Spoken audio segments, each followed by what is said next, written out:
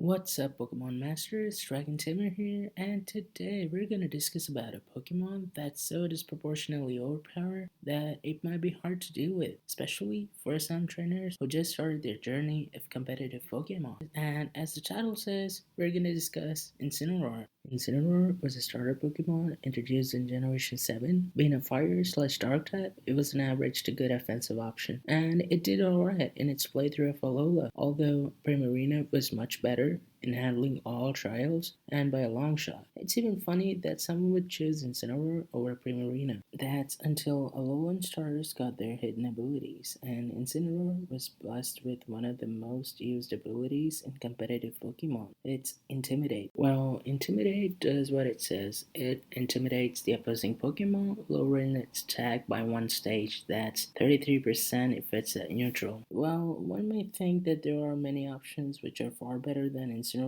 I mean, just look at Arcanine. It's got real good stats, it's an offensive powerhouse, and a tank at the same time. It's faster than Incineroar with its 95 base speed, and it's much better at handling mixed sets as well. And again, why is Incineroar the best Intimidate option? The answer is access to Fake Out. Having access to Fake Out is like the best thing you could ask as a Pokemon in VGC. Since it's a doubles format, Fake Out puts a lot of pressure on the opponent since it flinches the target incapable of doing anything that turn, forcing them to protect or to make mistakes. Of course, there are several ways to counter Fake Out, like setting up a Psychic Terrain, which stops all priority moves towards the opposing side of the field, having Inner Focus as your Pokemon's ability, which prevents flinching, and using Ghost types in general can protect your Pokemon from Fake Out pressure. Also, Dynamaxing the target makes Fake Out completely invalid. But there's more. Incineroar is not only for Fake Out, it also gets access to Parting Shot/U-turn, making it hard to target, especially if your Pokemon's slower. It causes a lot of trouble, and Intimidate pivoting is a thing which Arcanine can't do since it has no access to moves like U-turn/Parting Shot, etc. And this is just the tip of the iceberg. In doubles, Trick Room is an extremely important archetype. If your team can counter Trick Room, it becomes extremely hard for it to be consistent. And many good teams have Trick Room mode, but since Trick Room has a -7 priority, irrespective of opponent's speed, the user moves last. Incineroar is a good counter for Trick Room since it can use Fake Out, making them vulnerable to the attack from your ally Pokemon, or Incineroar could use Taunt. Taunt is a status move which prevents other Pokemon from using status moves, even Protect for 3 turns. Well, one could argue there are some Trick Room setters which have access to Magic Bounce, like Hatterene and Espeon, which just bounces back all status moves used by opposing Pokemon. Now, if you use Taunt, your Pokemon gets taunted in return. I mean, even if your opponent positions their Pokemon in such a way that it's not possible for you to Fake Out or Taunt, you still can use Parting Shot. The way Parting Shot works is if you use it on a Pokemon with the Magic Bounce, it forces the target to use Parting Shot right back at you.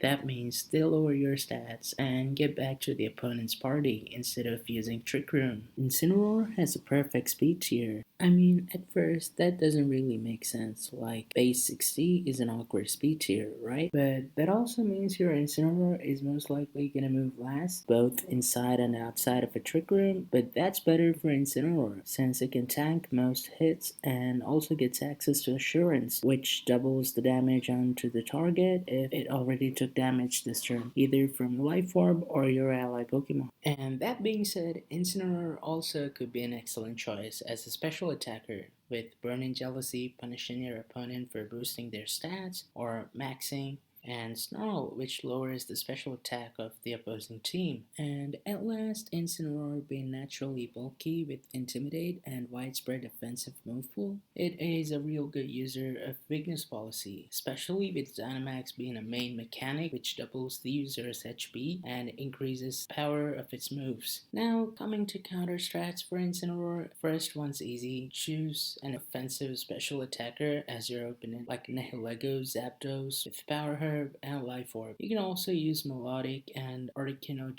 with their ability Competitive, as they're easier to Dynamax and even pick up a KO turn 1. Another way to counter Incineroar is by using Pokemon with Defiance such as Thundurus, Zapdos G, Breviary, and Bisharp. So this is it for now, and we'll discuss some of the best sets for beginners who want to use Incineroar in another video. So let me know what you guys think about this video down in the comment section. And as an important note, if you guys like competitive Pokemon and want to improve your skill as a trainer, I'll add the list of links in the description, which will direct you to some extremely talented players, and they're much better as a player than I am. And please, if you guys have time or when you're free, go drop by their stream and say hi. I'm sure they'll be more than happy to welcome you, and you guys can ask them doubts regarding competitive Pokemon. And as always, stay awesome.